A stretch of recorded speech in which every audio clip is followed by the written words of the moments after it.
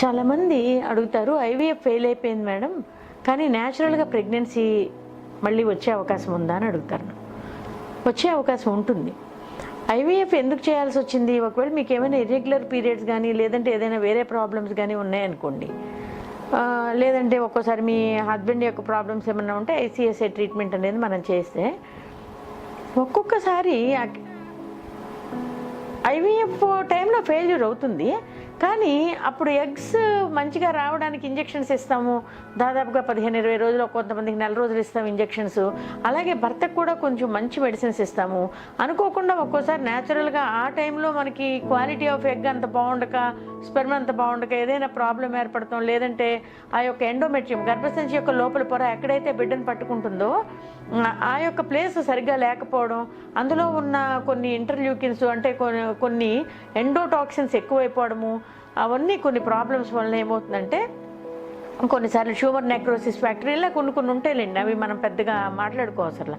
అంటే కొంతవరకు unhygienic condition of the endometrium వల్ల కూడా గర్భంలో ఒక్కోసారి బిడ్డ నిలబడకపోవచ్చు, లేదంటే దాని యొక్క పిండం యొక్క పరిస్థితే బాగోకపోవడం నిలబడకపోవచ్చు, లేదంటే గర్భాశయం లోపల పొర స్ట్రెస్ఫుల్గా ఉన్న వాళ్ళకి సన్నగా తయారవుతుంది, సో వాళ్ళకు కూడా బిడ్డ నిలబడకపోవచ్చు.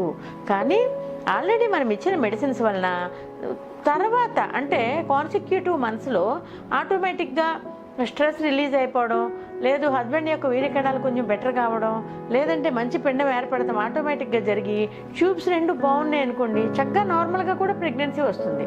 అయితే దానికి ఫస్ట్ మనం ఒక ఇంజెక్షన్ ఉత్ప్రేరకం అంటే ఒక ఇనిషియేషన్ అనేది ఈ యొక్క ట్రీట్మెంట్ ద్వారా జరుగుతుంది.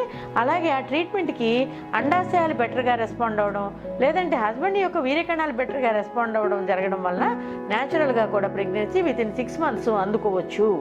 ఐవీఎఫ్ తర్వాత ఐవీఎఫ్ ఫెయిల్యూర్ అయినా కానీ మీకు చక్కగా ప్రెగ్నెన్సీ వచ్చే అవకాశం ఉంటుంది. కాబట్టి మీరు టెన్షన్ ఏం పడవద్దు, ఐవీఎఫ్ ఫెయిల్ అయిపోయిందని బాధపడొద్దు. చాలామందికి న్యాచురల్గానే అవకాశం ఉంటుంది. అలా కాకపోతే మరలా మీకు అమౌంట్స్ అయ్యి ఉన్నప్పుడు చూసుకుని జాగ్రత్తగా ట్రీట్మెంట్ ఒక 2-3 సైకిల్స్గా తీసుకుంటే మీకు తప్పకుండా సక్సెస్ అవుతుంది. అలాగే ఒక ప్యాకేజ్ సిస్టంలో కానీ ఒక 2-3 సార్లకి మీరు ట్రీట్మెంట్ అనేది తీసుకుంటే మీకు చక్కగా ఎక్కువ మందికి ప్రెగ్నెన్సీ వచ్చే అవకాశం, 100-89 మందికి ప్రెగ్నెన్సీ వచ్చే అవకాశం ఉంటుంది. కాబట్టి ఊరికే వయసు పెరిగిపోకుండా జాగ్రత్తగా టైం ప్రకారంగా ప్రాబ్లం నిజంగా ఉంది అనుకుంటేనండి, నిజంగా లేదు అనుకుంటే ట్రీట్మెంట్ ఏం అవసరం లేదు, మామూలుగానే వస్తుంది.